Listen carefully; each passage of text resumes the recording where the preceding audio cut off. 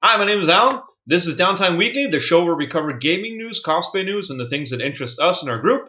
If you want to follow us, please do subscribe. It is for free. I hope that you guys enjoy the content that we produce. Me and our editor have been talking a little bit about the format of the news and the weekly show, so for now we enjoy what we're doing. So if you guys have any feedback, please do put it in the comment section below. Without further ado, let's pop right into the news.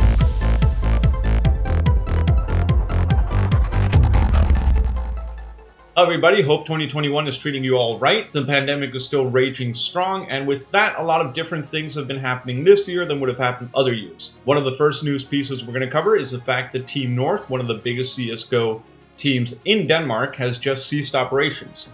On their Twitter post, they just basically wrote it out. Today is a sad day. North Esports is no more. Cheat for all. So as such, it's now seen that due to the corona pandemic being cited as one of the reasons, among other things, the team has now ceased operations, and they put out a press release, which you can see on screen here. So Lars Petersen is the director of Parken Sport and Entertainment, which also covers the team's FCK and the home of Team North, which is Parken, the biggest football stadium in Denmark. That's where the team is actually housed. That's where they have their practice locations, everything else. And he basically went out and said in the press release that unfortunately, even though North has done such a good job internationally and putting in a nice impression and, making the brand something big, they haven't been able to find investors to help ride the, team into the future. A lot of people out there are also citing the fact that there have been unfortunate situations where Team North, which started out really strong, actually just got lower and lower placements and rankings. Not to the avail of the team. There were a lot of changes, a lot of organizational changes. And basically everybody just went into their chat and just, wrote F, goodbye, have fun. A lot of people were very upset about the change because there had been some attempts at actually launching some projects just recently at Team North that are not going to be happening. And people think that it's they were doing operations as normal until this came out. It came as a bit of a surprise to everybody. One of the players, Lecro, and other players as well have also been out looking for new teams, as you can see here on his tweet, and that's basically it. Team North is no more. Some people have speculated if they could come back if they did find an investor in the future, or if the IP is going to be taken over, but nobody's commented on that yet. So that's it. Team North is no more. Then, just side note, maybe now is your last chance to get the North mugs on their site. It was a bad rebranding, but man, they took it in stride. I mean, you can give them that. And sticking in the world of CSGO, we're going to be looking at Blast Premier, who has launched a tweet asking people to, predict the games as they do with all their caster and talent that they brought aboard, just to see who they think is going to win the next matchup. And based on this tweet, it looks like they already know. A new season, a clean slate for the chance to become a true prediction mastermind is open for the taking. Will Bengtsson Esport take this back-to-back crown? Only time will tell. And yeah, as you can see by the tweet, we just want to point out Ninjas in Pajamas, their social media manager, has a good sense of humor because he tried to report the tweet and sent them a screenshot of that to Bass Pro Series.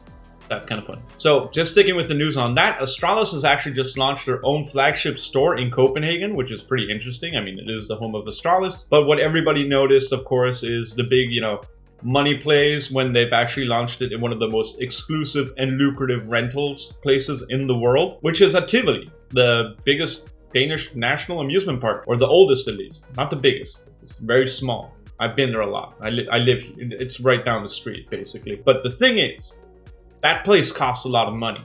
It's a lot of money.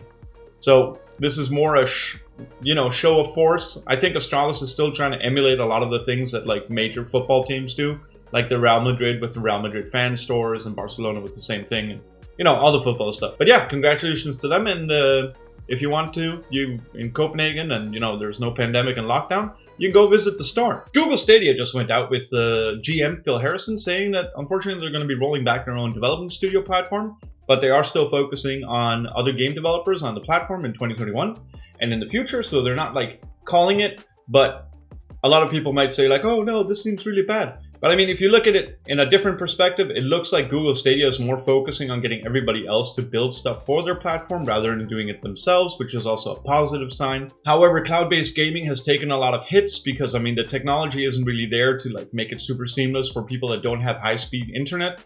And this is a very niche market right now. But I mean, I guess the Google's guys, the engineers and everything else, are learning a whole bunch of good stuff in the background. So let's see what happens in the future. Good luck to Google Stadia. We still love the memes. Always keep the Google Stadia memes going. I mean, they're amazing.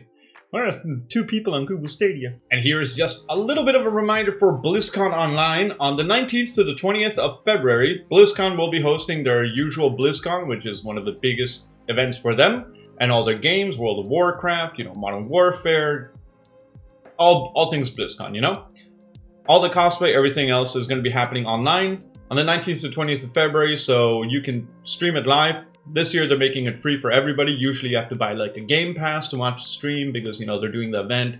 People pay tickets and then they want to make sure that it's valuable to support it. So if anything, you like Blizzard, you like their games, you like Overwatch, you want to know what's going on, BlizzCon Online, 19th to 20th February. So going on from BlizzCon, we're going to be talking a little bit about the developments that are going to be seen at BlizzCon, because already now, due to some earnings calls that have been made past this week, we already know that probably we won't be able to get the dates for Overwatch 2 and for Diablo 4.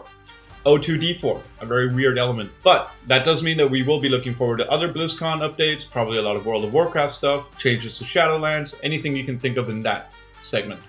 So if you like World of Warcraft, it's probably going to be a good event for you. But those of you that like Overwatch and Diablo, you're going to have to wait. Yeah, apparently it seems that Battlefield is going back into the fray and they're going to be actually launching a game. What game? Nobody knows. They just said they're going to be launching a new Battlefield IP, and as such, Battlefield launches every now and then, every once in a while. The newest games come out. They're super good. They're super bad. They lack updates. They get updates. People are just talking about how funny it is already. One of the memes that I saw personally that I thought was funny was someone wrote Battlefield 2021, it's going to come out already? Yeah. Well, then it's going to be playable in 2023. That guy was funny. I like that guy. But yeah, Battlefield, new game coming out. Enjoy the memes. We also wanted to point out that one of the lead developers behind the game Ori, which is a beautiful game, has now gone out with a little bit of an apology because he went off a little bit on people that overhype their games and overproduce them and had a bit of a negative talk about being a game developer and how there are game developers out there. He basically critiqued his own community in not the most positive way. So Thomas Mahler, who posted these things, actually posted his apology and just wanted to say that that's not how he wants to represent the studio. However, here, we don't feel that you should actually go after him. He was probably just very upset about a lot of people doing this kind of thing over and over and over. And to be honest, until somebody takes it in and says something about it, it's just going to keep happening, And with the world the way it is, with all these games coming out that are not what they're supposed to be, Cyberpunk 2077 for PS4 and Xbox One users, it wasn't the best kind of launch, and we are actually hoping that in the future, we will be seeing a little bit more, responsibility from game developers. Without further ado, I don't think the guy should be executed or thrown out of his job or anything. He's just upset, and that's totally fair. I mean, that's what you get to be. So otherwise, go in, read the article, read what he posted. It's actually pretty insightful. I think it's actually very interesting to see someone just, casually talk about it in a way they probably would in the office, rather than, some tweet press release saying it is not of our concern, but we think that there are some bad, workplace environment regulation type things that we need to discuss. But it's more yeah, that stuff's bullshit, But yeah, there you go. Thomas Mahler, apology accepted. At least by us. Everybody else, you can stay mad. You're the internet. Activision being sued again. This time we're going to go pretty quickly through it since it's not a huge story, but it is kind of nice to see Activision being sued on a weekly by now. So, Clayton Haugen was making a B-movie back in 2012. He had produced a whole bunch of content and series of imagery and a character for his movie called November Renaissance. Definitely didn't have to look at a screen to see that. He says that Blizzard Activision actually went out of their way to actually copy-paste his content. So, creatively speaking, they saw his designs, they used them as a template. He states in the case that it does seem that they've actually used his actual pictures as a reference to how they want to model Mara in Call of Duty Modern Warfare. And what they did was they would actually get the same actress with the same hairstyling, with the same props, in the same poses, to take those pictures as a way to promote the character Mara in Call of Duty Modern Warfare. This just seems like a case of basically creator plagiarism. It's oh yeah, shit, we need a new character, female character from Modern Warfare. Oh, that guy made one that was cool. Yeah, let's do that. Oh, there's copyright? Oh, just hire the same girl, take pictures, and oh, by the way, they actually the people that actually did the actual photo shoots for Activision asked the actress to ask Haugen to borrow the same equipment that she had used for the November Renaissance imagery, because they didn't have tactical gear for females on their own. So not only did they actively use her as a reference and copy the looks, they also asked her to ask him to borrow the equipment so they can copy it better. But yeah, then there you go. Activision Blizzard getting sued again, this time for what seems like a blatant character ripoff. I hope the best for Clayton Haugen. Of course, a lot of people are going to discuss whether, hey, you see something in a non-graphic novel, can you do something with it creatively and do your own thing? Yes, but there are limits to it if you're using that person's work as an actual template for where you're copying, pasting, using the same actress, using the same hairstyle, using the same poses. It's pretty blatant that they just took his idea and said, this is ours now. All right, so we're just going to go into a very short piece of news. The streamer Nico, with around 80k followers on Twitch, actually posted a twit longer that we thought was pretty interesting to bring up, because it's actually proving one of the kind of worst parts about Twitch, and that's the relationship between some community members and their Twitch streamer. So she went down and she posted this twit longer where she describes a user in her chat that had actually posted around 250 posts, which were messages about them, being in a relationship together, in a pseudo relationship together, that anytime she would pick out an outfit for her stream or a t-shirt that she just liked, he would think it was for him and everything else. And it's super creepy to read, actually. And it's not one of the best things to see out there, because it does prove a point that on Twitch, even though a lot of us have good communities, good people that come in, people we know, there are some people out there that can't differentiate things that well.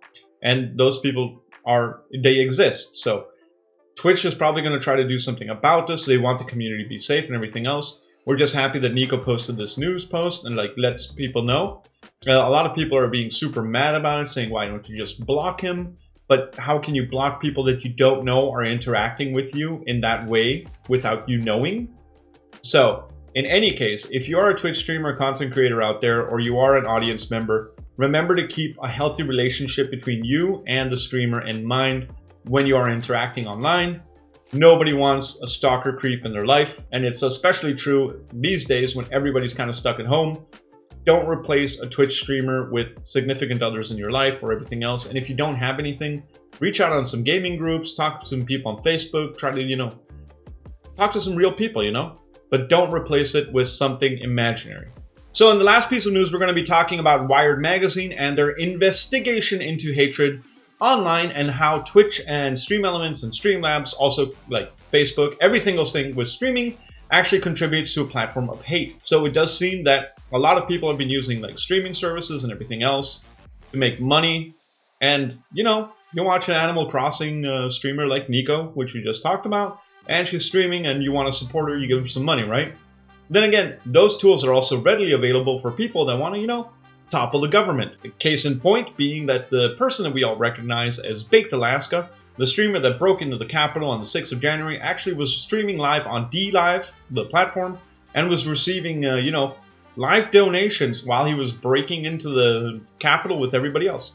So Wired is actually investigated and said that in this year and last year, they call it the age of deplatforming. Leafy got banned and a lot of other major streamers got banned for their attacks on people directly. But it does seem like there is a situation right now where all these streaming groups and all these streaming platform tools are going to have to start looking a little bit harder at moderation and everything else. The article is super interesting to read. We're going to put it in the description below. We do think you should take a look if you're interested in seeing how money can actually fund good and bad in the world of gaming and streaming. So there you go. I dumped a lot of sugar in that coffee. But yeah, thank you so much for watching. This was Downtime Weekly. We cover the news. We cover all kinds of things. If you want some changes to the format, you want it more quick fire, or you want more hosts, we're trying to bring back the usual hosts, let us know in the comment section below. We love you. Take care. Have a good one.